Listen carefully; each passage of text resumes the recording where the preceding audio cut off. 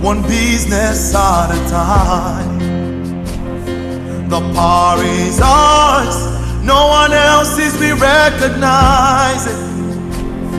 That's why we in this conference and exhibition to ignite change, think, make and grow Nigeria. That's our call to greatness, to control. Only we can make Nigeria great. No one else can change our nation's fate. When we're making Nigeria, we make Nigeria. Only we can make Nigeria great. No one else can.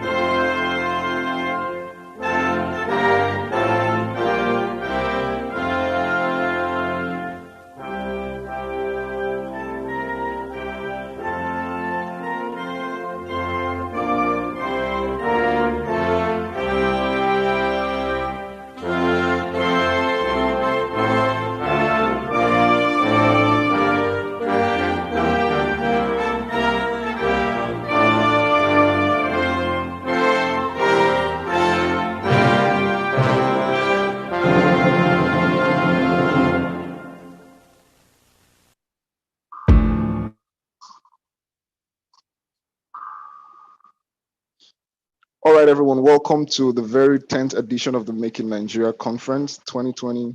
And I'm so glad that we're all here. Yesterday was I don't know what to call it. I think it was a banger. We had Mr. Ubong Thompson King, and he did justice. I think justice would be an understatement to what he did to the mechanism of problem solving yesterday. Okay, and today we have a great mind, right here in our midst, Aisha Tofa, and she'll be doing justice to, scaling a tech startup, and that's such a critical topic. So if you have friends that you'd like to invite, just forward the email that you got to them, or send them the YouTube handle or the Facebook handle. Everywhere it's Make in Nigeria. Okay. All right. Thank you so much. So I'm going to let the convener of the Make in Nigeria welcome everyone officially, and then we'll get started. All right. All right. Good morning, everyone. Welcome to day 2 of Making Nigeria 2020. I appreciate each and every one of you. Yesterday was a big bang. Yesterday was an eye opener. We shouldn't be scared of problems. We should face problems, confront it, because through problems we profit. Through problems, things are created, inventions come up because we are able to face trouble or problems squarely. So today we go to another level. I want to thank all the speakers for all our speakers showing up, and I want to thank all the panelists for yesterday and the ones that will come up today. I am excited. I'm excited for the speaker speaking today.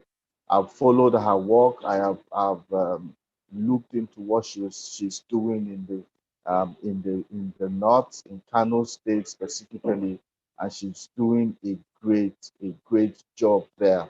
And I'm happy that we are announcing her right now in the south, and I'm sure that she could also work with us here in the south.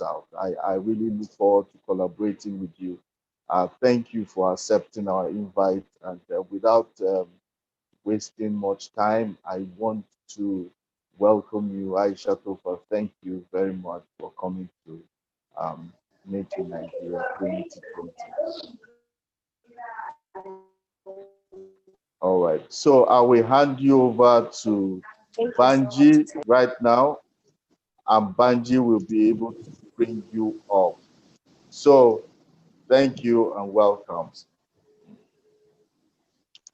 All right, everyone. By way of introduction, Aisha Ottoman Tofa is a graduate of Bayero University, Kano, with a BSc in Communication Studies, with further training in business, entrepreneurship, technology, journalism from Google, Broadcasting Board of Governors, Voice of America, British Council, and Facebook.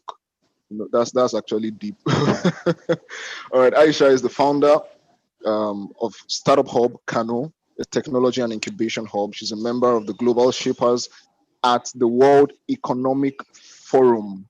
A photographer, TEDx speaker, technology enthusiast, and a woman and youth advocate. She's the director of Women Founders Conference, an annual conference curated by Startup Kano team with the aim to mentor women and girls to bring in together women founders with experience in different fields to give talks that are ideal and focused on a wide range of subjects. All right, to foster learning, inspiration, and wonder to provoke conversation and actions that matter. In 2020, she also founded the Baby Bank NG, a social enterprise that provides baby food and essentials to families in need due to the coronavirus pandemic. Aisha is passionate about building startups and humanitarian work. Ladies and gentlemen, I give you Aisha Ottoman Tofa. Aisha, if you'd like to share your slides, just let me know so that I can enable you to do that immediately.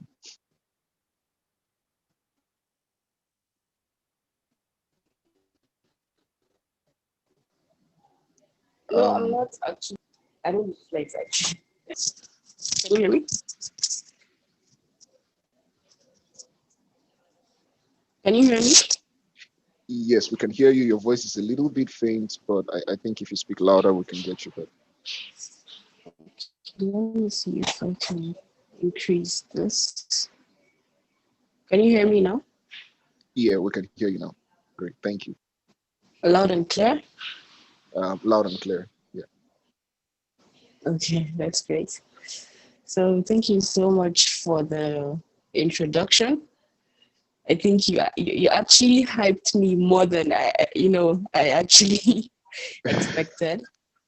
Yeah. So thanks a lot. Good morning, everyone.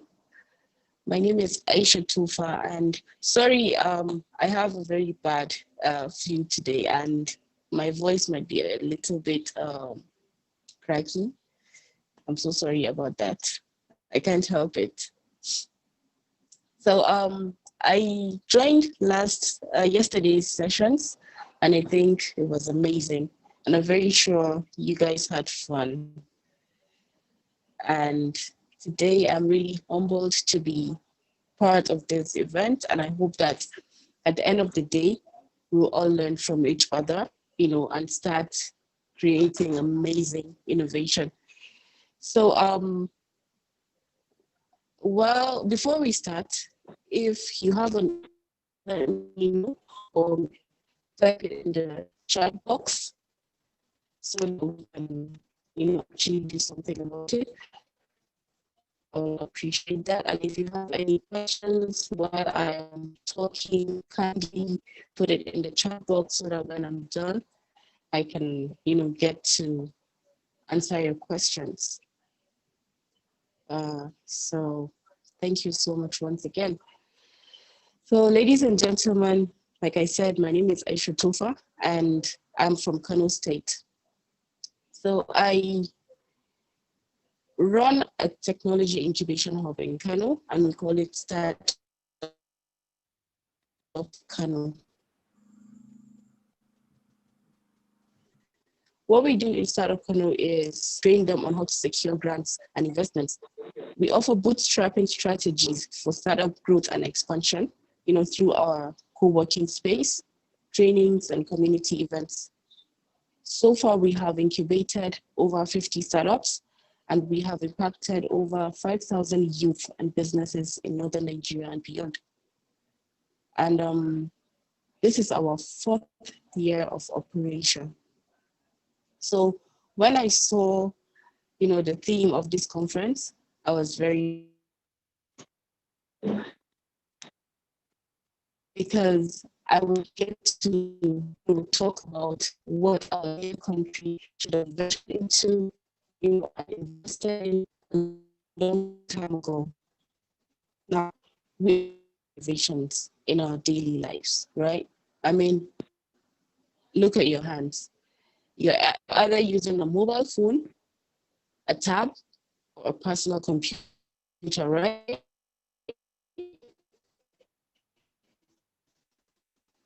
That is innovation of technology. You're connected to the internet via your SIM card, or a Wi-Fi, which is even, a bigger innovation. But guess what? There are many things bigger than that. For a very long time, I've realized that technology means endless possibilities and opportunities. It means making impossible to be possible. It means hope. It means change, and it means life. Technology innovation is one of the deepest and widest form of innovation. Every day things are evolving, new findings, like nothing is going back when we talk about technology. Look at the wonders of, the early stage technologies like an airplane, mobile phone, automobiles, a computer, a camera. These are the technology innovations that changed and saved the world. And then look at what's happening now. Look at artificial intelligence. It reads your mind without you saying anything. You understand? And then look at internet at the speed of lightning. The moment you start, it predicts and finish your work. The fast response, and that's what people want. And now look at what's coming, the brain-computer interface. You know, this this is like a chip, or just a very small device. All you have to do is swallow it, and that device will take the picture of everything in your inner body without anesthetic, and then the doctors will see everything, and many diseases are going to be cured that way and controlled, even cancer. So you see, that is going to revolutionize the health industry. So we have many things, coming, like the genetic fortune telling, the instant foreign language translation. Now you don't have to worry about you going to China or any part of the world because you don't know how to, speak the language. All you have to do is just talk, and the app or the software will just translate what you said to the people, and the people would reply you, and you would communicate. You do your businesses, your meetings, and everything. So we also have the 3D metal printing. Very, very soon, we will need blocks and cement, to start building our houses. So things are changing, and very rapidly. Look at Tesla, the automatic cars like that you have to, charge them, and you don't need fuel anymore. So there are many things, and we'll just keep talking about them if all day here. So now let's talk about our dear country, Nigeria. Let's talk about ourselves.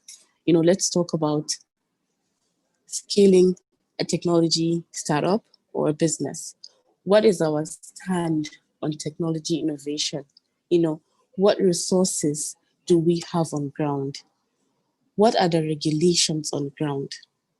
How are we embracing this life-changing technology revolution? What are we doing to technology innovators, in terms of support? let's be honest, with ourselves. Is Nigeria ready? Like, are we taking it the right way, or are we doing the right thing? Okay. Honestly, innovators who can do anything. I mean, look at Paystack. A few weeks ago, everybody, was happy. We're still happy, actually.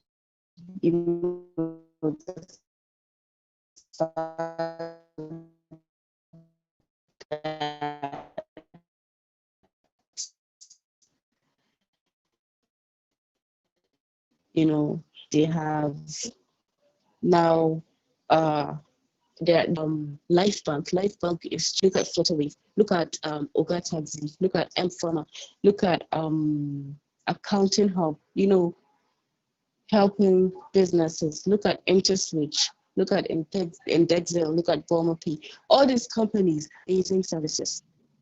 But do we know that we can do more? In fact, I have heard many people pitch their ideas that are problem-solving ideas, and ideas that would put Nigeria on the world map, like immediately. But due to the lack of resources, the regulations, the support, these ideas are dying. So how can we scale? All right. There's a huge need of localizing, innovation, so that at least we can try to scale the startups. We need regulations on taxes, because I usually make surveys, and I get to convince startup owners to answer these surveys so that I can actually understand what the problem is. The other day I was asking people what is stopping you from having a CAC registrations. And do you believe that 80% of people are complaining about tax? Some of them do not even know when the tax, comes in. But, the word tax is just like scaring everybody off. So they prefer to actually do their businesses with their personal accounts, which is very wrong. It's not favorable. Like, it takes time before you can even, get your certifications. And it's not just one certification. There are many certifications. Look at the resources, the licenses, the SPs, the charges that you get, and many things that if I ask you guys, I know you would mention yours, which maybe I haven't even experienced. We also need the agencies and bodies in charge of these regulations to make it easy for people to reach out, and access their services. There are many agencies, that I don't even know where their offices is located, or when you check the website, it's either the email is not even functioning, the phone numbers are not working. So how can we scale like that? It's very hard. It's very, very hard. We also need access to, stakeholders to even understand the problems we are finding solutions to. If you're finding a solution, in health, you need stakeholders in that health industry to sit down with them. Okay, what's your problem? How can we, solve it? But we don't have access to them. Even if we do, it's very, depressing.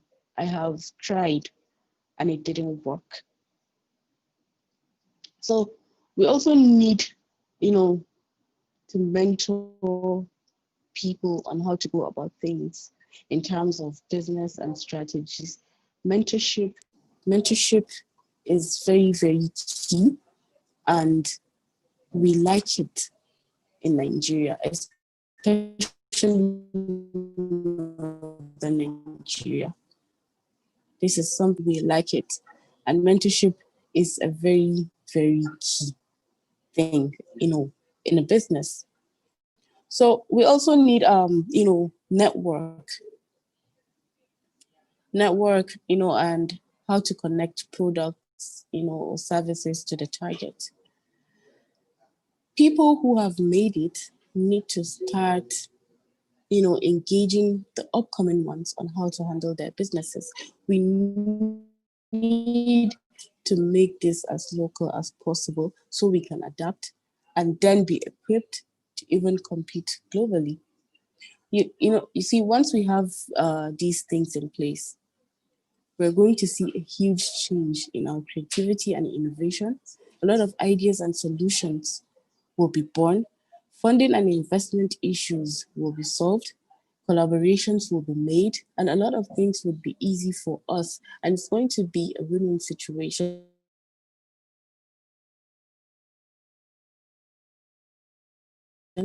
for the startups. It's going to be a win win situation for the startups. It's going to be easy. Now, talking about tech startups, a professor once said the best tech startups, a lot of us do not know that, do not know what's an API, and do not know it's more than 10 million naira. An API means application programming interface. It is an information gateway that allows the back ends of software and services to communicate with one another. So if you ever wondered how modern digital experience got so interconnected and convenient, it's the work of an API. Most startups, that needs data usually goes for API. Example, if you want to build, a platform like, let's say Netflix or YouTube, that distributes music or movie, you can simply request, for an API. If you want to build a payment processing platform and you can't, you know, purchase it from CBN, then API is your alternative.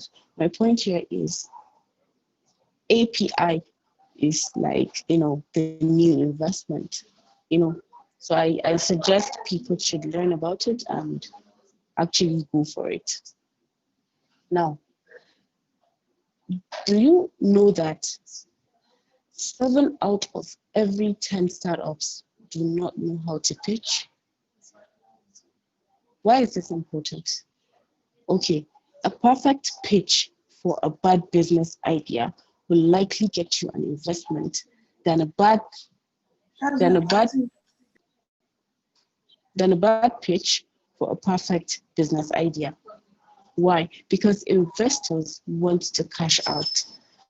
Most of them are after facts, numbers, and the story you tell while you pitch. So once you have an MVI, a minimum viable idea, learn how to pitch it while you build, the product. The pitch will now flow with the story, the facts, numbers, and projections. Because honestly, we know that nobody will risk their money on you if you do not represent your idea or startup, to capture their minds, to see um, that if I invest in this person, it's really going to work and I would love it, you know? So, um,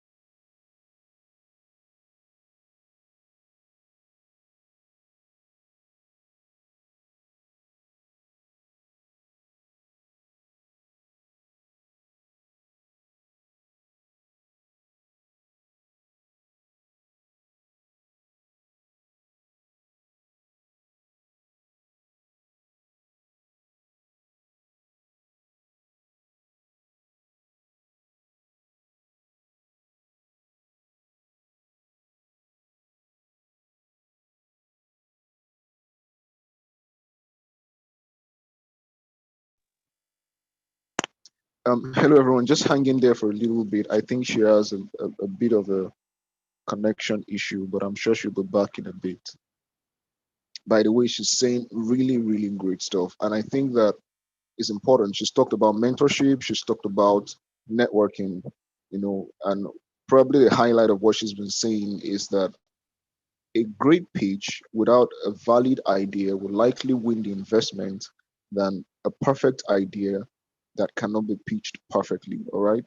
And so, what that means is that the communication of a thing seems to be more important, or let's say as important as the value or the thing itself. Okay, and that's very, very important. I mean, she says 7 out of 10 startups do not know how to pitch their ideas or their business. And so that is something that you have to learn. I mean, you have to learn how to pitch your ideas, because there's a lot that goes into pitching your ideas. You need to learn how to do your slides. You need to learn what the investor wants to hear, right? Because the investment is critical to you, if not for starting your business, but for scaling your business, right? Oftentimes, we don't even need as much money to start, but we need money to scale, right? And to make money, you have to do business on a large scale. All right. And to do that, you will need investors. And I think that's what she's saying. All right. She talked about APIs, and I think everyone should go look up the word API and see what it can do to your business. All right. And just talked about artificial intelligence, machine learning, brain computer interface. This is the future of business, right? And if you're doing business and you don't know these things, I mean, and what it's not about being a tech person actually, because if you are selling rice and beans, you can actually use artificial intelligence. If you're selling, if you're selling plastic, if you're selling uh, water bottle, if you're selling chairs, if you're selling whatever it is that you may be selling or that you may have as a value or business. Actually, let me know when you're back, please. Just let me know when you're back so that I can hand over to you again. Okay. So, I mean, whatever you're doing, what you need to know is how the current technology, how the trending technology, how artificial intelligence, how machine learning, how brain computer interface, all right, how data science, how these things can help your business, how they can put you on the upper trajectory, right? And so even if you're not a tech person, it's important that you know this, or you have a co-founder or people in your team that know these things. Okay, Aisha, I think you're back. Thank you for saving me. So I'm handing over back to you, so that you Sorry, can yeah, continue. it just Thank you started so much. making a sound, and when I talked, and it's like nobody was, hearing me. Hearing you, yeah. We can hear you clearly Right. now. So thank you. Can you hear me now? Yeah, we can. We can. Loud and clear. Okay, all right. So we stopped at the pitching part, right? Yes. Or okay, okay. So the next thing is, then as a person and as a Nigerian who wants to solve, a problem, I think there are terms and commitments that we need to agree and understand, with ourselves. Knowing the kind of ecosystem we live in, sometimes we tend to start, with a very high energy, telling ourselves that the journey will be smooth. When in reality, we know that even life itself is not smooth.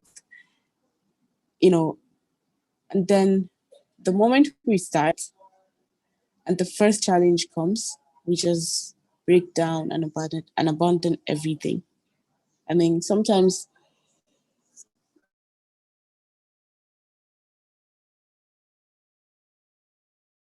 we look at people and stick to that. But I think the best thing we should do is look at people's mistakes and learn from them. I heard Jack Ma said, learning from others' mistakes doesn't mean you'll encounter mistakes, but it means you'll be able to handle them well. And that really helps you as a person and the business too. Yesterday, I made a post on a women's WhatsApp group. I posted a new business idea for them, and all of them were like, wow, I would love to try that. I would love to do that. And then one of them sent me a message privately, and she said that she tried that idea 3 years ago and nobody took it serious. So, she just gave up. So I was like, look, 3 years ago is a very long time, especially living in an ecosystem, like Kano ecosystem, you understand? Things are evolving every day because 3 years ago, even I myself, I'm struggling with people to even understand what I'm trying to do. Like I'm trying to tell people, okay, you need a co-working space. You need your businesses incubated. You need to accelerate your businesses. 3 years ago, I was struggling too. So 3 years ago is a very long time. And the way things are evolving every day and changing, you can't compare what I'm seeing right now with 3 years ago. So I told her something I heard Adora Lumina said. She said, don't block your blessings because things didn't work out before. She said, try again because you're in a new season. And I really believe that. So just because you tried something, a very long time ago and it didn't work, I mean, not even a long time ago, even if it's last year or last 6 months and it didn't work, if you're really passionate about that thing, I would really suggest you try again because you don't know how things have changed. You don't know how, the people are now, accepting things and business ideas. And our needs are changing every day. So I suggest that you just try again, and keep trying until you feel don't even feel you can't do it. Just keep trying as long as you're passionate about that thing. And as long as you see, a future in it. So lastly, I would like to emphasize on collaborations and networking. This is very, very important. When you ask people to go for events, go for meetups, attend webinars, sometimes people will just sleep on webinars. Sometimes they'll just on it and they'll join and they'll just start doing something else while, the key education is passing them. We're taking these things for granted, honestly. When you go to meetups and networking events, you get to meet people that would, one way or another, add value to your business. You might even meet a co-founder there. You might meet an investor. You might meet a resource person that would structure your business. You might meet a mentor that would even change your life. Just because you go to 5 or 10 networking events and you didn't meet anybody doesn't mean you should stop going. Maybe it's not your time. So I urge people to go to networking events. It's very important. And then collaborations. One thing, or rather, one key thing that made me succeed is collaborations. Right from the beginning, I knew that I could not do it on my own. I could not do it alone. So I seek for help. I seek for people to join me so that we can do this, and have a win-win situation. So always reach out to people that have, the same mission as you. Someone that after you collaborated, it's going to be a win-win situation for both parties. It doesn't matter how big or how small that company is. You don't know what they have. You don't know what they know.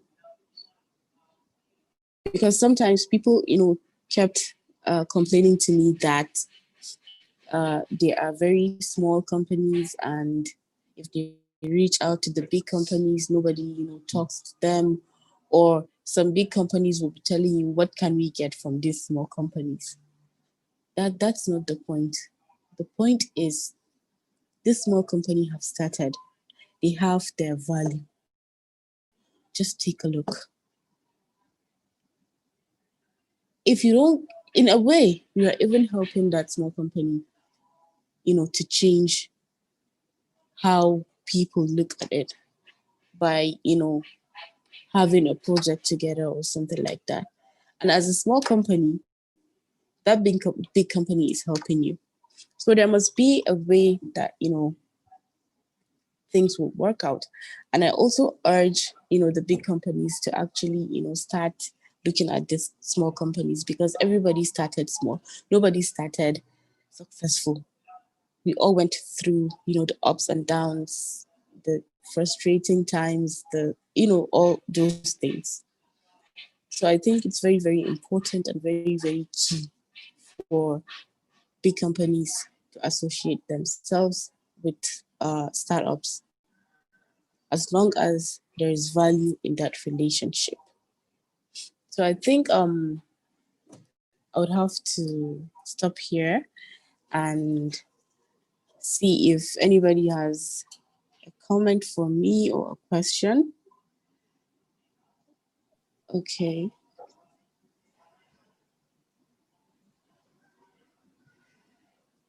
Uh, Hello. yeah, if anybody has a comment or a Okay, question, thank you. I would love to answer that. Because Okay, I know thank you I'm so on the much. So next if panel and I would love to share more on the next panel. So I don't want to max everything out here. everything out now, okay, thank you so Yes. much. Okay, so if you have Yes, thank questions, you. just drop your questions in the chat box. I can see them and I'll just take your questions. If you've typed your questions before, please copy and paste or type it again so that I can see it. I can see it now. But I'll ask you this. Why do you Sure. think a lot of big companies, because you were talking about networking and collaboration just now, but a lot of big companies Yeah. do not want to associate with small companies. And I've seen that. I mean, personally, I've visited, say, like 150 companies in the last 1 to 2 years. And a lot of times they do not want to accept or take what the startup is saying. In fact, they won't even let you in to see the people that will make decisions on your behalf. So what do you think startups can do, or what do you think you've done that has worked for you, or what you think startups can do that can help them get closer to these kinds of collaboration? Okay, like you said, they won't even let you go to the people that makes the decision, right? Because Yeah. as long as you meet those people making the decisions, trust me, if you're bringing value to them, you're going to get what you want. So the issue is, the problem is not from the startups, honestly, because you were not even allowed from the gate. So they don't even know what you have. The problem is from the company to work on how they, connect with small companies. Because first of all, connecting with small companies doesn't, drag your company's name back. Actually, it even makes you more bigger and, like welcoming, and, it's like a PR for you, to Mm, come out and start supporting small startups. You understand? So mm, the issue is not from the startups, but rather from the companies. And what I've done is, when I just like you, I have visited a lot of big companies, and just like you said, they won't even let me meet the key people. So what I realize is, let me just go for the decision making people. You understand? okay. There are two ways here that I have used. One, LinkedIn was very, very resourceful for me. Mm, For a very long time, I have been trying to reach out to Sterling Bank, for a project. I tried every possible way, but I couldn't. Then one day I just went on LinkedIn and I saw the CEO. So I sent him a request, and fortunately he accepted my connection. So I sent him a message. And when I was sending that message, there's one thing a lot of people do on LinkedIn. LinkedIn is not Facebook. LinkedIn is not WhatsApp. LinkedIn is not for having fun. LinkedIn is for business, connections, collaborations. LinkedIn is a serious, platform. One thing that you would do that would spoil everything for you on LinkedIn is just to send hi to someone. You can't do that. You can't just say hi. Like, nobody has time to answer your hi. You understand? Or hello, or how are you? You know they are fine. Like, why would you start, saying how are you? And you're expecting that person to say I'm fine before you talk to them. They are not your friends. So you have to be very, very formal. The moment that person accepts your a connection, I think you're 50% on track. Send them the whole message. Introduce yourself. Tell them what you do. Tell them what you want with them, and be brief. I did that and it worked. He reached out to me. He sent me his email. I sent him and now we're partners. Like, we've been working for the past 2 years now. It worked for me, honestly, and I'm very sure it would work for a lot of people too. Because maybe I'm very sure there are many CEOs or managing directors just like him who is ready to listen to people. You understand?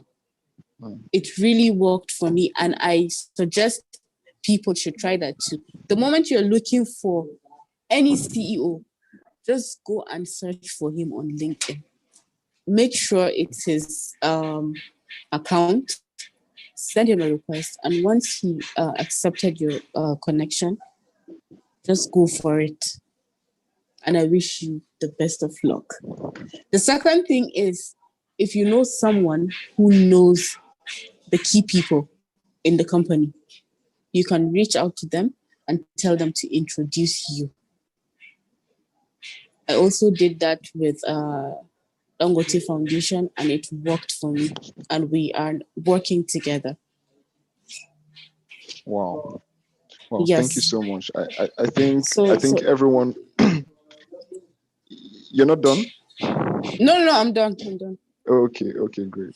So I think everyone should go open a LinkedIn account if you don't have one already. Exactly. Right. LinkedIn is a very good platform, and it's very good for business and startups.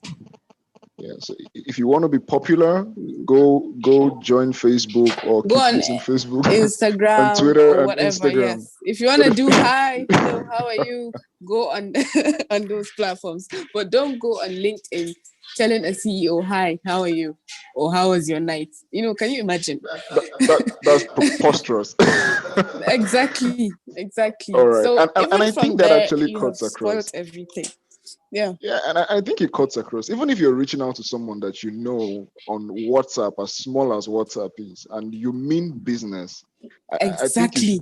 just don't say hi. Just go Tell to the the person point. what you want. Because the Exactly. truth is, they don't even care about your hi. They just care about the value Exactly. that you're bringing. Exactly. And it boils down to what you said Exactly. earlier. I mean, if you have a great idea but you cannot communicate it well, your idea is not going to Then sell. So the it's not communication going of the idea anywhere. is as critical, it's as Yes. important, is as fundamental as the idea itself. And Yes. that's really critical for everyone. Okay, so I know it's morning today, so we don't want to take a lot of your time. So I'm just going to throw in one question. I have a lot of questions to ask you, Sure. but I'm going to wait till the panel session. All right. Now, someone Okay. says, as a co-founder of Kano Hub, what has Mm. been your challenge as regards dealing with other co-founders? Dealing with my other co-founders, or Yeah. Okay. I think I can dive into this person's mind. okay. Probably the person has had issues with his or her co-founders. And I think okay. The question is from Ike now. All right, so he's probably had issues with his co-founders. Maybe they are not agreeing, or the synergy is not perfect. It's not going like it should, and so he's Mm. asking, what have you done to deal with your own co-founders? What relationship? How have you been able to nurse that relationship to productivity? Okay. So first of all, I had the same experience. When we started in 2016, I had 3 co-founders, and now I have just one. So when you're starting a business or a startup,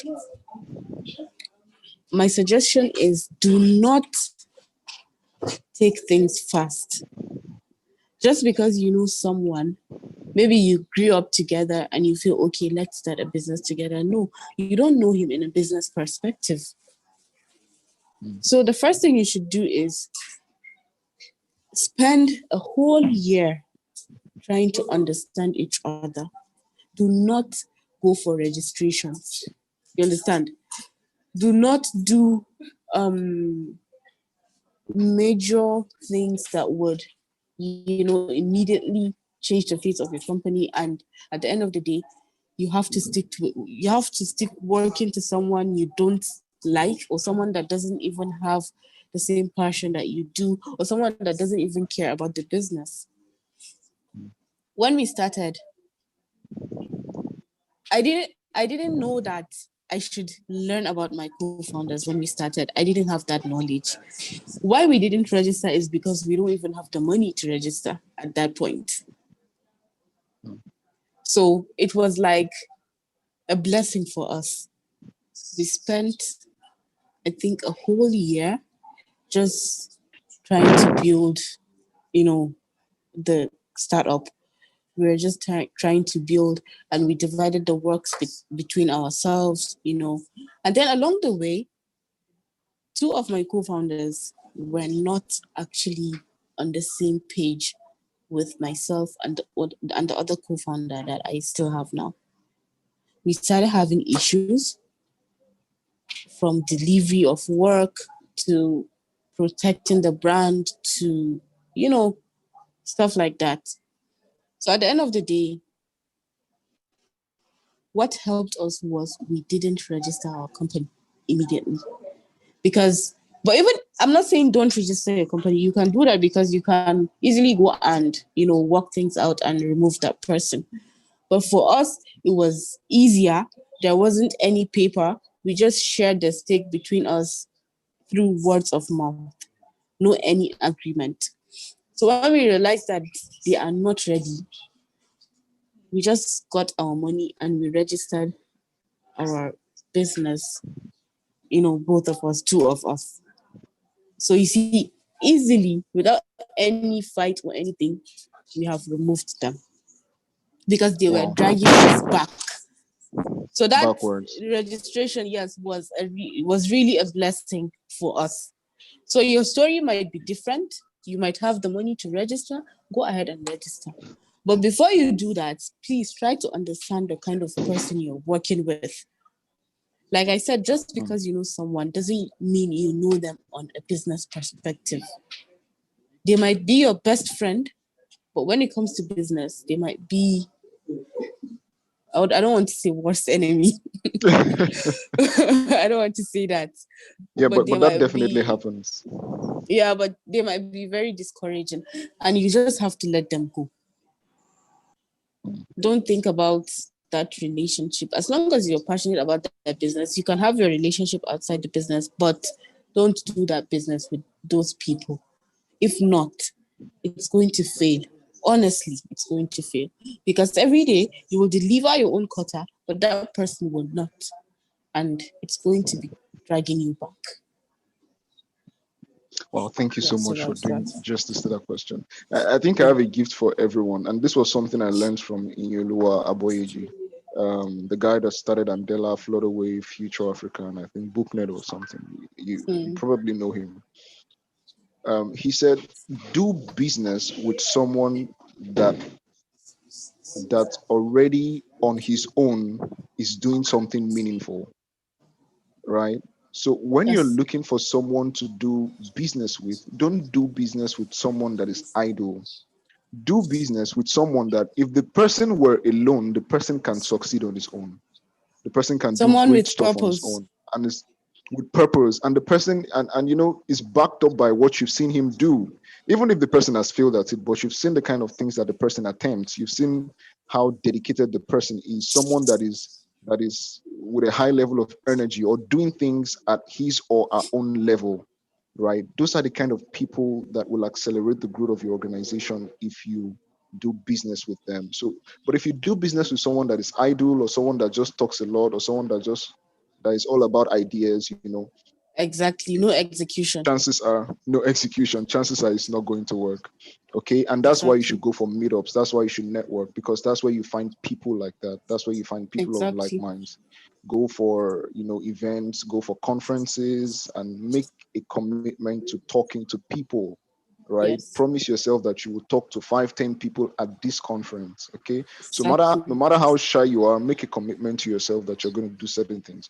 You see, because growth requires discipline, all right? And you need to be disciplined to be able to achieve things. All right, thank you so much, Aisha. This has been a super great session. Yeah, Banji, I'm let so me glad. just say a Thank you so word much. concerning partnership, because I've All right, had, sir. can you hear me? Yes, sir, we can hear you You can clearly. hear. Let me just say, I had an experience concerning partnership I think I should bring up here. When you're starting business, assuming maybe you are the only person, you are the founder, um, be careful those that come around you in terms of what they want. Define your friendship. The define the essence of that friendship very early. Because the example I had, that I was doing a project and some guy will come around and hang around with me. Oh, help me. Okay. Okay. I said, I want to drive to somewhere. He said, no, don't bother. I will drive you. I will do this. I'll do this for you. And, we just hang out because we're friends. We're like age mates. So it wasn't like he was my staff or anything. And by the time the project was done, I was hearing that I had a partner I didn't treat well. I had a second in command I didn't treat well. And I'm just realizing uh, what was the agreement that we had. People can see what you're doing and they see the prospect in it, and they will come alongside you. And after a while, it begins to look as if they are part of the business. It's just like something we do in Nigeria. I think when I was much younger, they said if you are, maybe you're going to collect money from someone, and because somebody is tagging along with you, they feel that they have their own share, not knowing what that transaction is all about. So please, I don't bring in a friend except that friend is coming as a partner. And anybody that is coming as a partner, please have an MOU. Let it be written, even if it's your family member, Things should be even if it's spelled your out. friend, let it be Yes. written that this is what we are going to do, this is what we need to achieve. Because a lot of people have been hurt. A lot of your best friend is not your best friend is for socializing. Some of your friends is for the purpose of socializing, not for business. A lot of people make that mistake and it's been costly. Watch who comes around you. Tomorrow they'll say they own that company with you and they will begin a legal case with you and said, I helped you with this project, I helped you with this project, so we're partners. I had that experience, so I hope that none of you should have that. So I needed to chip that in. Okay, Banji, over to you. Okay, thank you so much, sir. Thank you for that major contribution. All right, so we're going straight to the panel session now. We have some really amazing people here, so I'm just going to talk about them a little bit, and then we'll head straight on. All right. So we have Aisha. She's back on the panel. So I'm just gonna. You already know Aisha. She needs no introduction again. All right. So we have Mr. Benga Buluajoko. He's a well-seasoned, strategic and prolific business coach who specifies in SME business idea generation and implementation. His works has raised and is still raising several wealthy people in the agricultural, processing, and farming sectors. Okay, he's the CEO of Bulua Garden Solutions and the lead engineer of Bulua Engineering Design Concept, whose agro processing machines can be found in different places all over Nigeria and Ghana. He's helped to set up as many existing profitable farms in many parts of Nigeria. And this panel is about using technology, just like we were saying earlier. Um, using technology to create solutions in agriculture, in trade, and in education. And this is someone that has done that, making things better, making things easier. And it doesn't matter what sector you're in, it doesn't matter what you do, you need to find a way to integrate tech into what you're doing. All right. And when you're thinking of integrating technology, think of what makes your business easier, what makes you do things faster, what makes you reach a huge or a larger number of people. All right. So the last person on the panel is Peter One Triumphant. Peter is a school business development strategist with the Relevant Education Enterprise. That's an organization with a mandate to recreate the African education experience. His organizations have served schools across Nigeria and beyond. His organization has served almost 1,000 schools, providing services that range through policy formulation and implementation, creation of professional admin proceedings, structural analytics, staff training, recruitment, procurement, to mention a few. He says one of their goals is to provide low-income schools which serve the high percentage of students across Africa with high-quality education services towards ensuring that indigent learners also get quality education. Okay, let me jump to the really interesting part. He recently founded School Business Academy, a platform for the professional development of school owners, right, and school business innovators. He calls it the Coursera of the education industry. This EdTech product is the first of its kind in Africa, and thus will increase school operations productivity of schools across, will increase the operation productivity of schools across Africa by at least 30%. He's also known as the education futurist. Ladies and gentlemen, I give you today Aisha, Mr. Benga, and Peter One Triumphant. So, guys, please kindly unmute your mic if you're muted. I'm going to see that you unmute your mic now. Okay, great, great. All right, welcome, everyone. So I think I'm going to start with Peter. Peter, can you hear me? Yes, I can hear you. Can you hear me? Yeah, I can hear you loud and clear.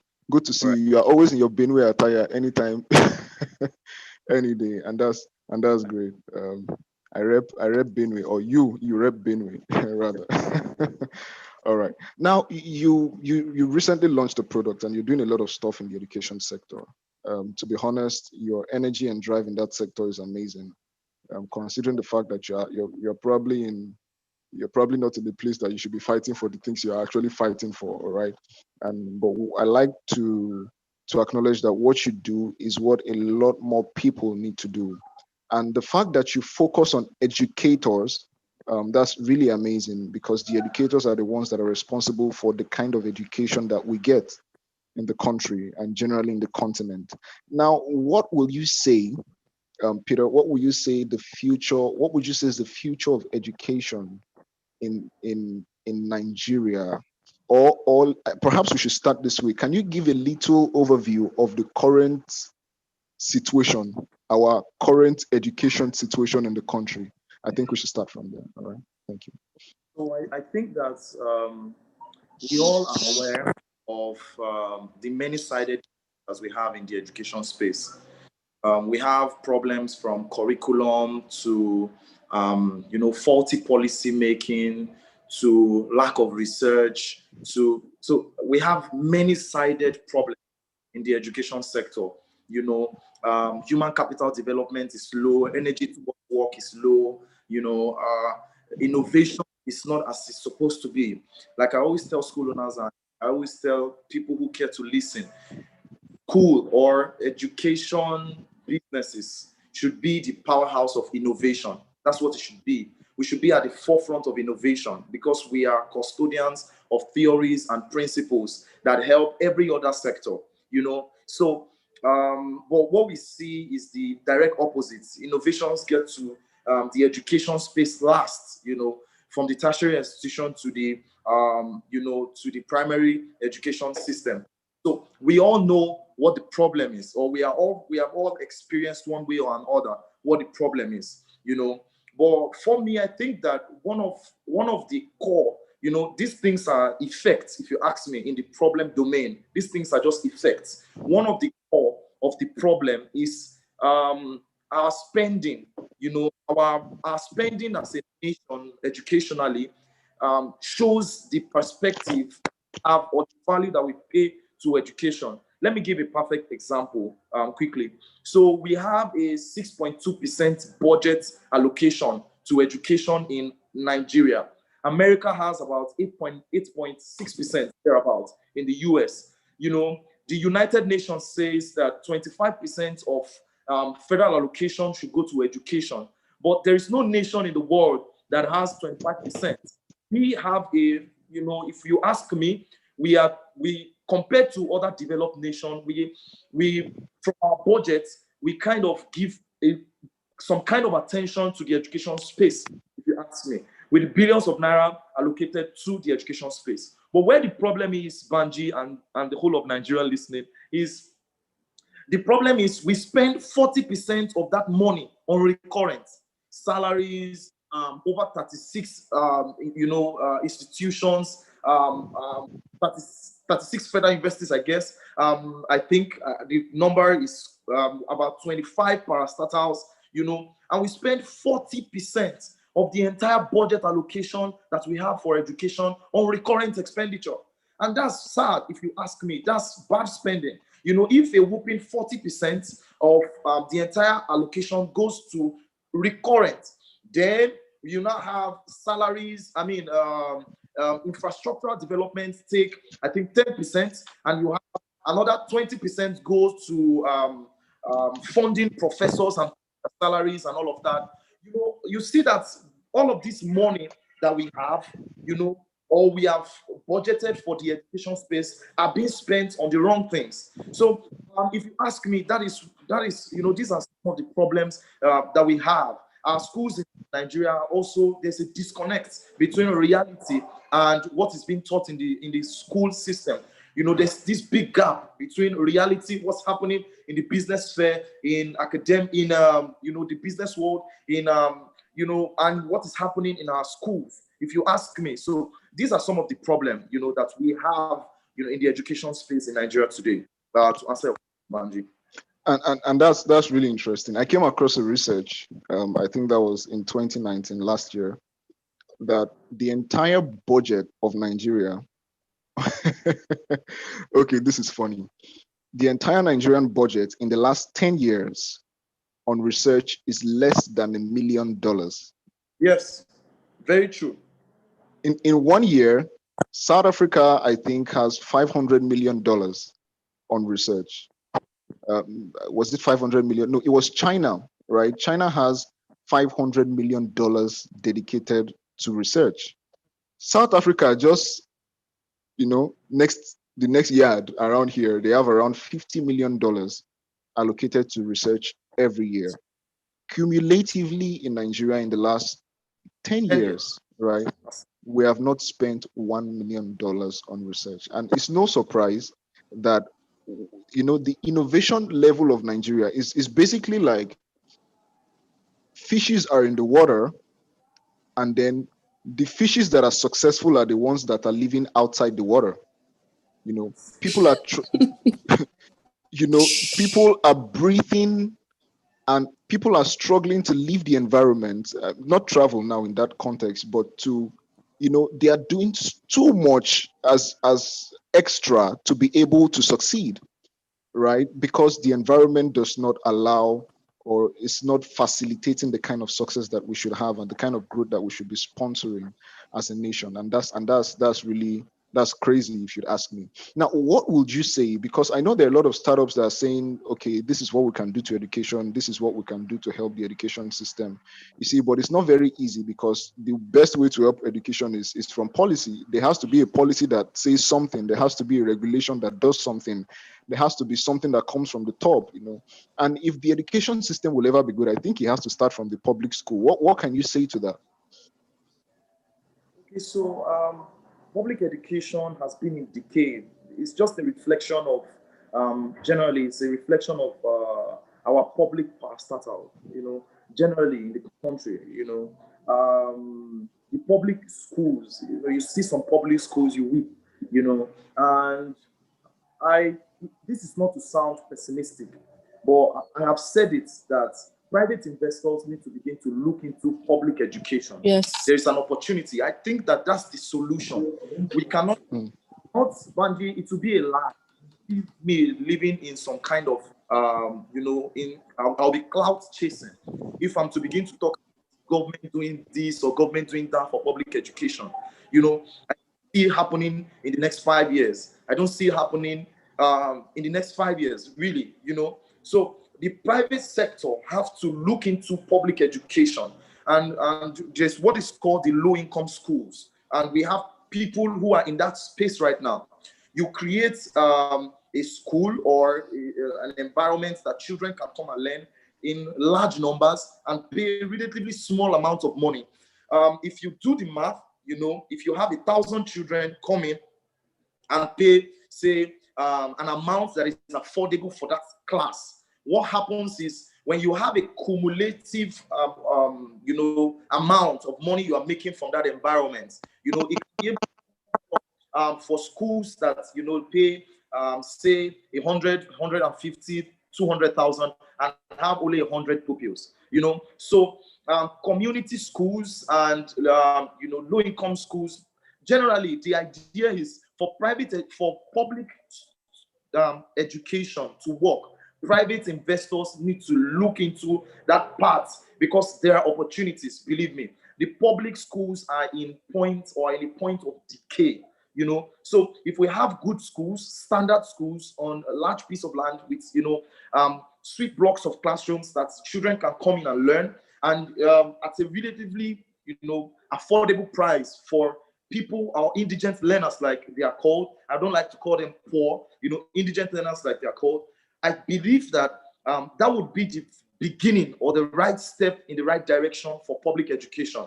But if we are to wait for government, we would be waiting for a long time. But I think that there is a lot of opportunity for private investment in the public education space. That's one. Number two, Mr. Otto did something amazing during the pandemic, where he had, tech solution for public education. What he did was, at the headquarters of Slum to School, they had TV screens there, and they had devices distributed to children in remote environments where learning was difficult for them, or there's not going to be opportunity for them to learn. And in their office there, they employed teachers, and teachers were there dishing out lectures, and children were in their houses receiving content of lessons that was necessary for them at that time. So for me, public education, if we're going to change anything in the public education, it has to be private investment in public education and technology engagement for elevation of, the cloud of darkness that exists generally in the public education space. So, that's the take on public education. Wow, thank you. And thank you so much, Peter. That was really insightful. Okay, Aisha, I'm going to ask you this because you're in the tech space and this is something that you're passionate about as well. Because as a person, you've been through different levels of education and you come across like a person that gets education the moment she senses it. It's like a shark and blood. When you see somewhere that, there's good value and where you can learn stuff because you just go there and get things done. So, and that's amazing because you are in a space that I'm going to call an unlikely space, so to say. Pardon me to use that word, but I think that's the word that I can use. Yeah, I understand. Thank you. So, how have you been able to? What's your environment like, and how have you been able to rise in that kind of space, especially for the benefit of people that are here, because I know that we have a lot of people here from that area, from the north, and people that can reach other people too. So I think this is going to be a great, good information to them. Okay, so it was actually a very depressing journey in the beginning. there is still some, depressing stuff, up to now, because we live in in an ecosystem where a lot of us do not know the value of technology. We have, I think, 13 or 16 million people in Kano. And if I tell you that out of that, let's say 13, 8 million have access to mobile phones and the internet. That's, those same people that you want to change their lives would still, all of them are on Facebook, WhatsApp. They can actually use it the way they want. But when you tell them, look, there is more to this, you can change your life with this, nobody will listen to you. I think we are the first technology hub in Kano. Wow. Yes, we started in 2016. We were the first. When we started, like, for us to even make people understand that this is what we're trying to do. We're trying to change how businesses are being done. We're trying to, help startups scale. We're trying to show them how to start with nothing. You understand? People were just, I don't even know. Like I said, it was just depressing. And when it comes to, the educational system, we have severally, tried to reach out to the government to see how we can, like, introduce technology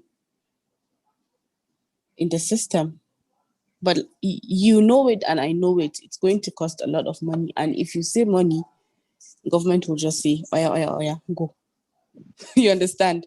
Mm. Even during this pandemic, we had a lot of ideas, how children can, still keep learning.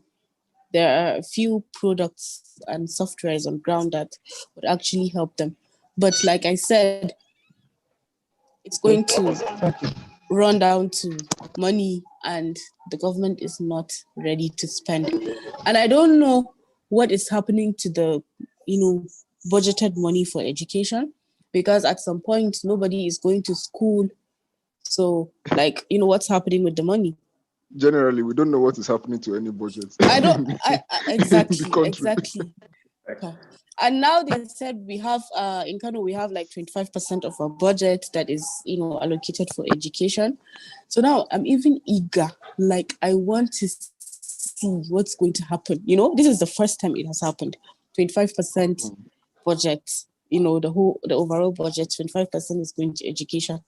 It's like I'm eager. I want to see. Are they going to like introduce this technology now? Are you going to make things easier? Is it going to be a convenient environment for the students? I want to see the change.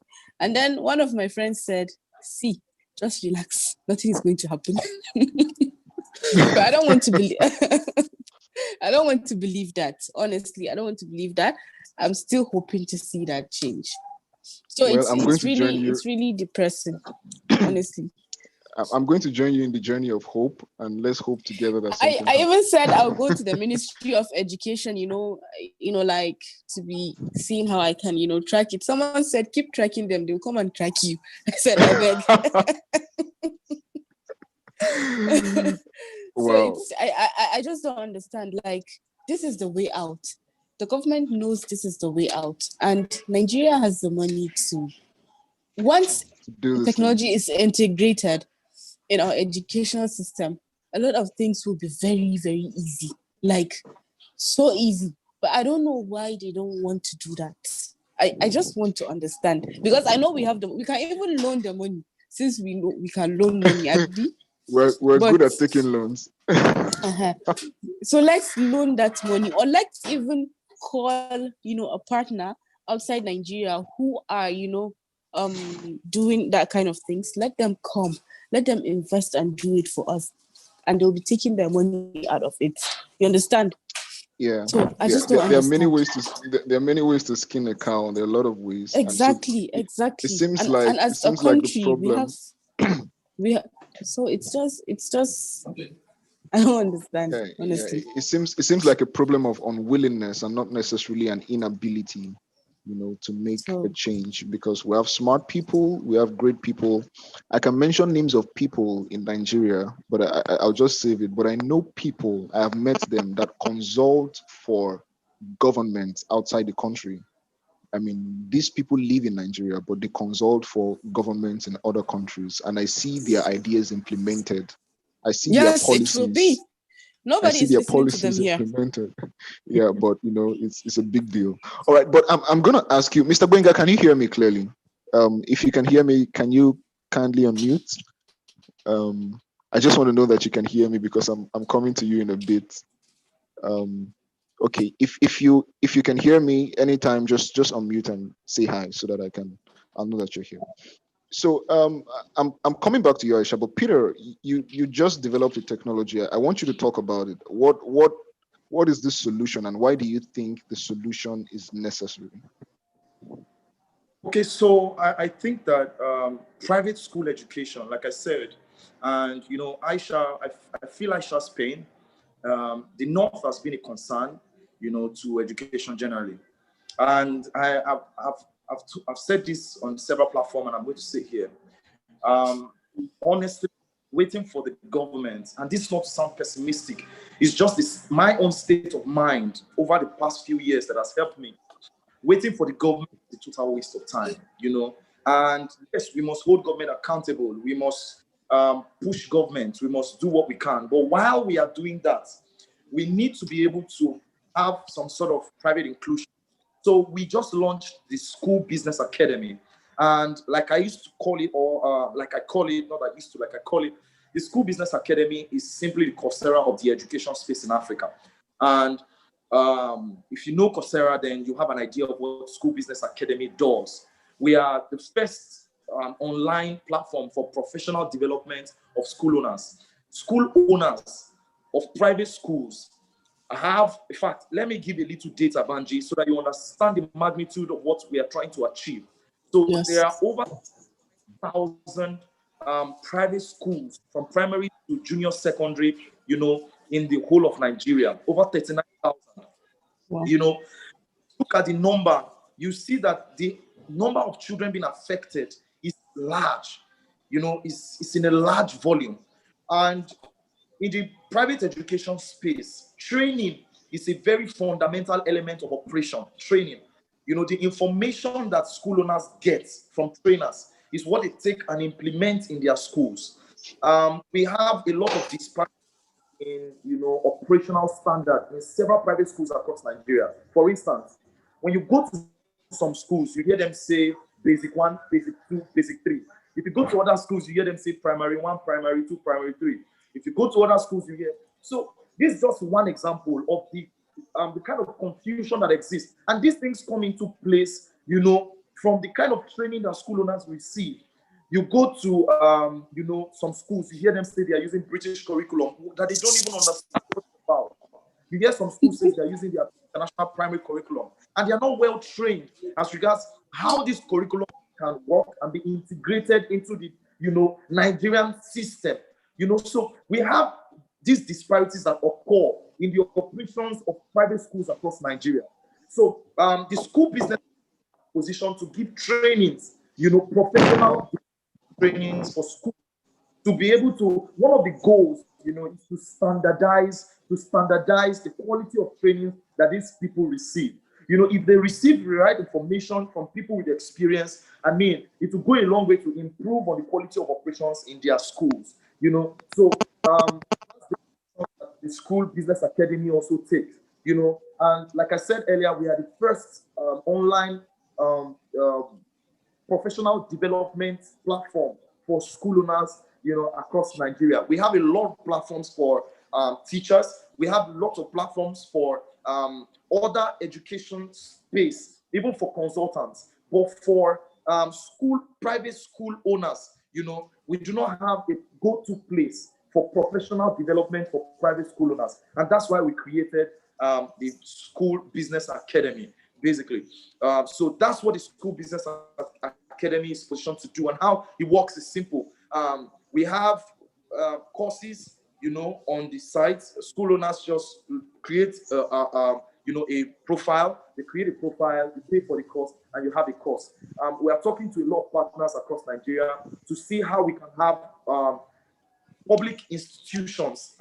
We are in talk with University of Port Harcourt Faculty of Education, the Ignatius Ajuru University of Education. We're in talk with Edvis. Edvis is the biggest school management platform in the whole of Nigeria.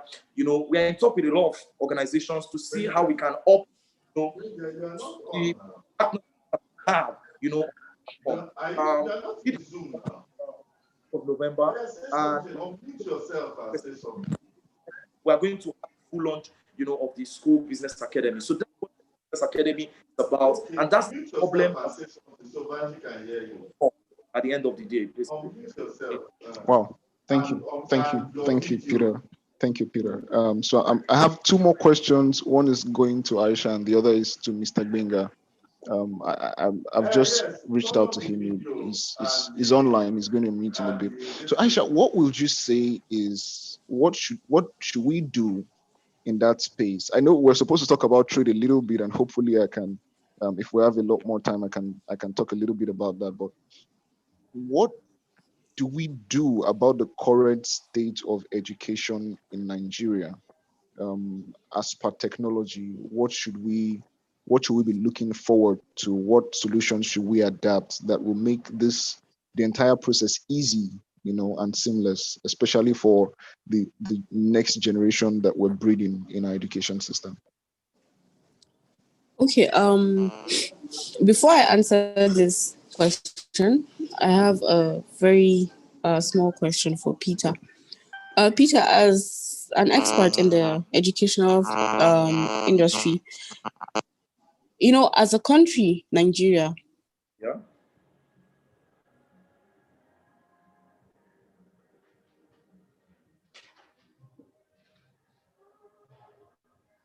is it that we have to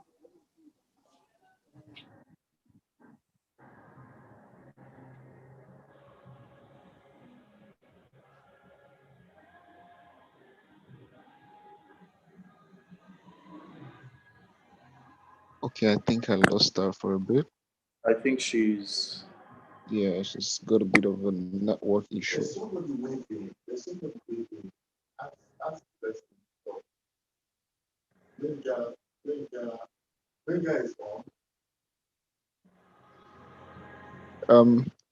Aisha, can you hear? Are you there?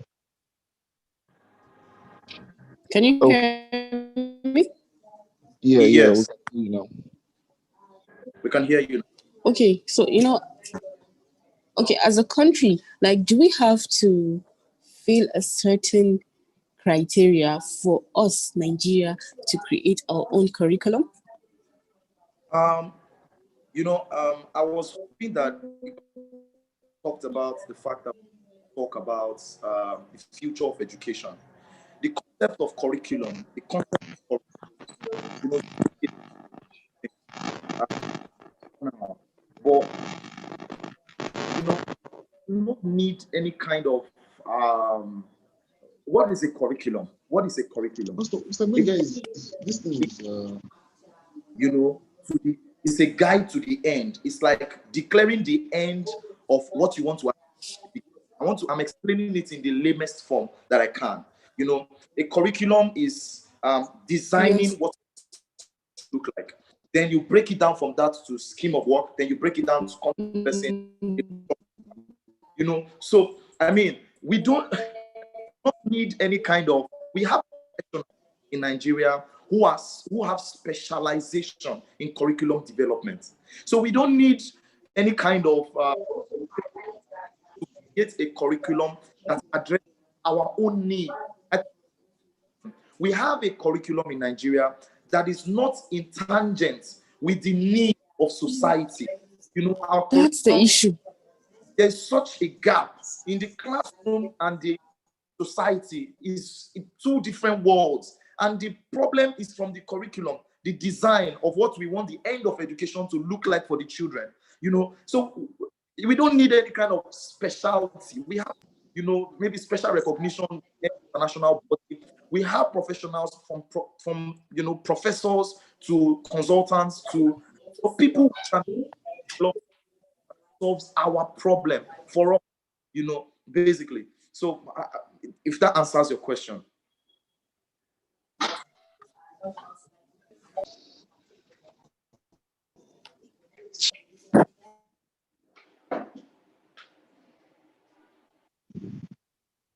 All right.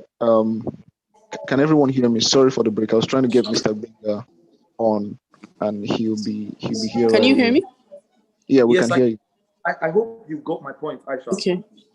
Yes, I did, but it was breaking, but I actually got your point. We don't need any, thing like that. So I just don't understand, because from the beginning of my university to the end, like everything that I've been taught is different from the life that I'm living now. Yeah. You understand? Based on my career, based on everything. Yeah. I remember when statistics, I don't know how to do maths. So I've always failed statistics. It made me still in the university. It made me graduated with a third class. But because I have always known that my degree of my result of university doesn't actually Yes. matter what I do in my life, it has never affected me. So up to today, like I have not used the statistics that I've been failing that made me graduated with a third class. You understand? That thing is still paining me. So I don't understand. Yeah, it's the disparity. I kept failing that course from, I think, is it level 1 or 2? I kept repeating it in level 2. I repeated it in level 3.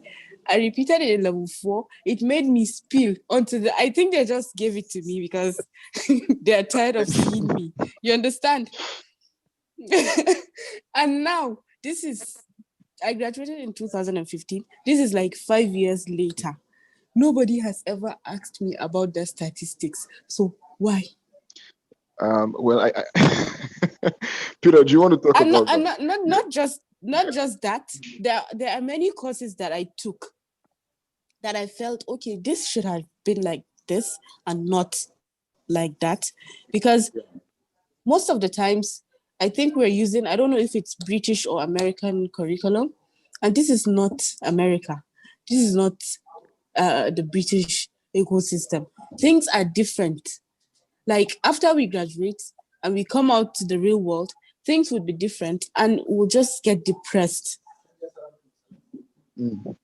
Wow. So I Well, think it's not fair. We need to start, and mostly what we've been doing in the university is just the theory, write notes, a lot of notes, a lot of handouts, and no practicals.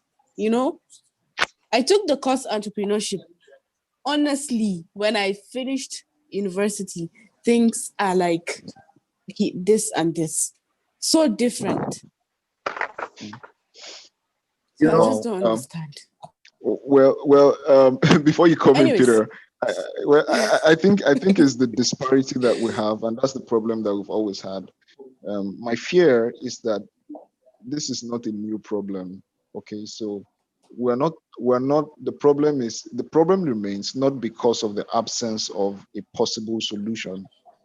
Yeah. I think it remains because there's no, I mean, again, I think I'll probably say the government doesn't give credence to what people are doing to solve these problems, right? So, for example, the governor of his state, I'm going to help him by not mentioning the name, said they were starting a tech hub in Lagos, or I think it's a startup hub where startups can go around, you know, and pitch their ideas and get funded, get resources and all those things. And then I heard the amount that was dedicated to that. It was a couple hundred of millions, right? And it made no sense to me, honestly, because we don't need we need startup hubs like Kano startup hub, like startup hubs that are privately, funded, that are, private institution. But that's for me, it's no business of the government, right? The government should create an environment not for people to come to, but an environment that anybody that wants to create a solution, that has a solution, can just thrive. If that money was invested in reducing the tariff, in reducing data tariff, it would have been more productive. If that money was spent in increasing power supply in the states, that would have been more productive, because that is a solution that is accessible by everybody, right? So what do you put in a Exactly. what do you put in a hub, for example? There's power there, there's data there, right? There's a comfortable working space, and there are people that you can talk to, right? So why is that not everywhere?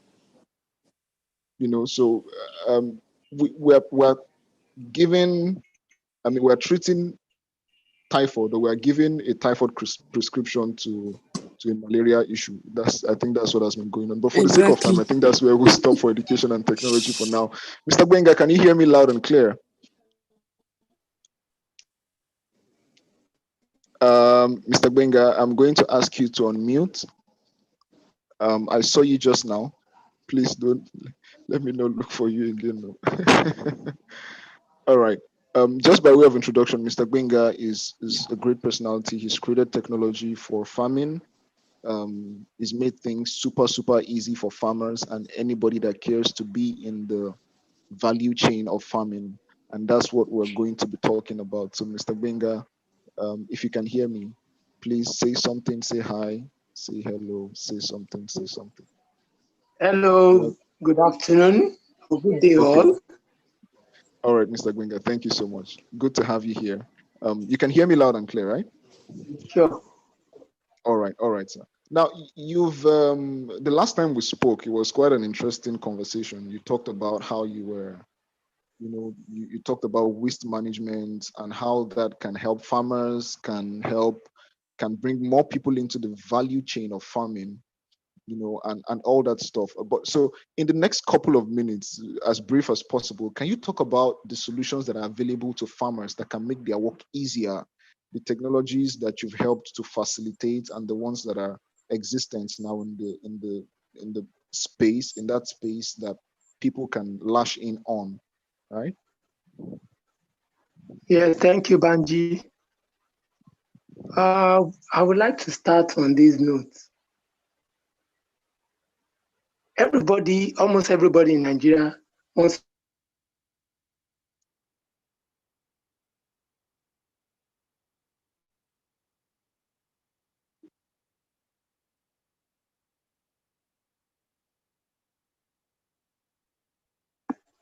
Hello. All right, we can hear you now. We can hear you clearly now. Okay, good. Everybody in Nigeria wants to go into farming. Why? Because the government is talking about farming, because people are seeing the need to go into farming. So a lot of people have gone into farming. But the most interesting part of it is not even the production part. It is the value chain, because are likely to have gluts, which should prices of the crops or food available in the market. But unfortunately, it's not the case. If there is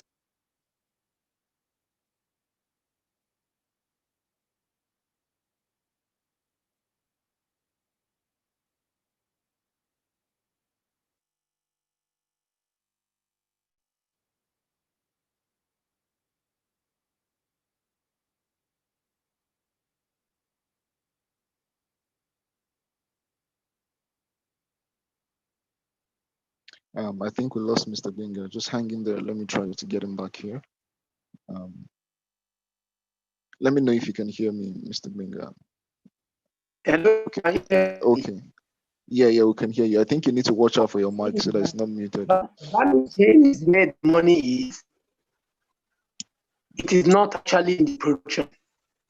If everybody goes into farming, go and produce, what we should expect is that there should be glut. And once there's glut, the prices of goods in the market should crash, to come down. But that is not what we're seeing. And every day we keep hearing people saying they are going back to farming, they are going to farming.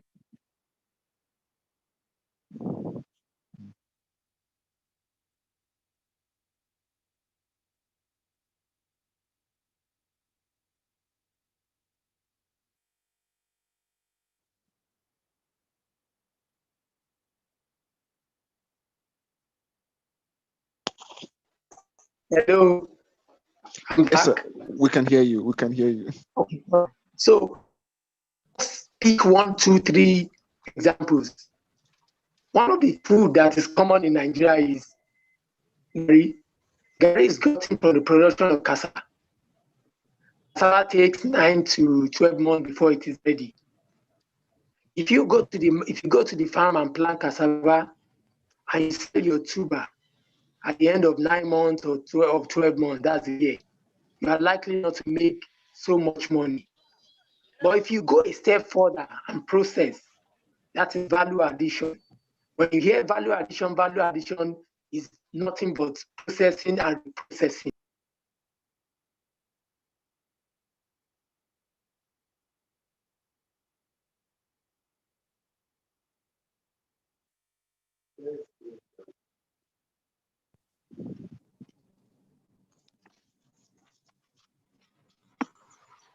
Hello, the network is really poor here.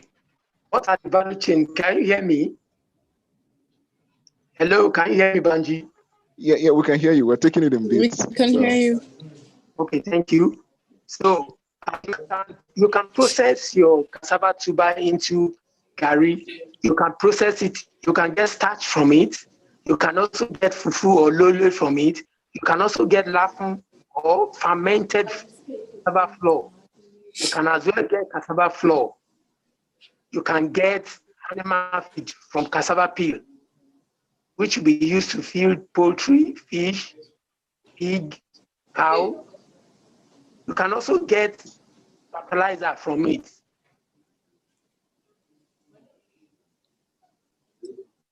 Hello? yes, sir. We can hear you. So you can also get fertilizer from it. So from cassava tuber alone, you can actually process and reprocess into 7 or 8 different products. And I bet you, the moment you do value addition, if you are to sell the cassava, a tuber for example, say 10 naira, once you add value to it, you are likely to make a profit of 30 naira from it when you add value. Oh, okay, sir. Mr. Binga, can you hear me? Let me cut you for a little bit and ask you this. So um, I think we should take the conversation this way. The last Okay. conversation we had, you were talking about this, and it was really interesting. That the money in agriculture, although we are not talking about the money, we're talking about the tech, right? But that's where it leads to eventually. Now, you said the real value in that in is the the ability to process it. The third party functions more like the what is in the value chain. And one thing that you mentioned in our last conversation that was critical to that is the ability to package, to process, and to increase the shelf life of this product. So we have Ayola Poundo Yam, we have a lot more coming up. We have fufu that is packaged, we have gari that is packaged now that we can find in supermarkets and malls and in a lot of places. Now, but these are not, I think these processes they sound really huge to people. So how can you demystify the process of moving these things from farm to processing to packaging, and what solution is available to make this a seamless process? Okay, thank you, Bounji. Let me go back. Let me just take it up from the example you just mentioned, the pounding. It is very, very possible to make and very easy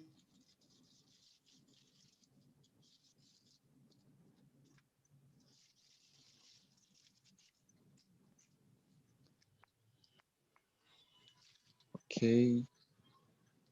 All right, Hello. everyone, please bear with us. Mr. Winga has quite poor You can network. So actually, can you hear me now?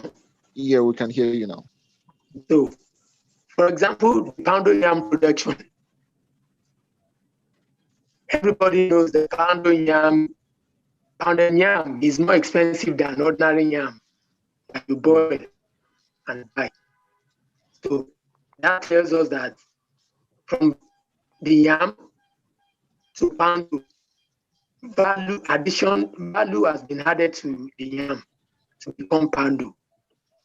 And basically, there are small equipment or machines that is required to move from that level.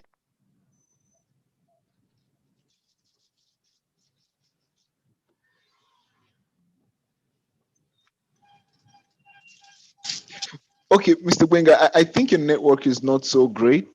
So I'm going to suggest that we try this again. Hello, I'm Mr. here. Wenga, can you hear me? Yes, I can Okay, hear okay, you. great. So All right. there are small machines, even household can use. You peel your yam, you peel it in a way in such a way that there won't be oxidation. What's oxidation? Reaction of oxygen and other elements in the atmosphere that will make the yam to change color. That is oxidation. So if you peel the yam inside water, and you do what is called hot.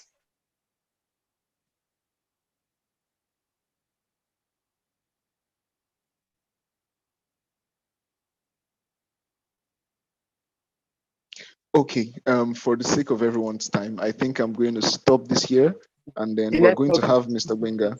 Okay, Mr. Wenga, can you hear me, sir? Yeah, I can hear you. Okay, sir.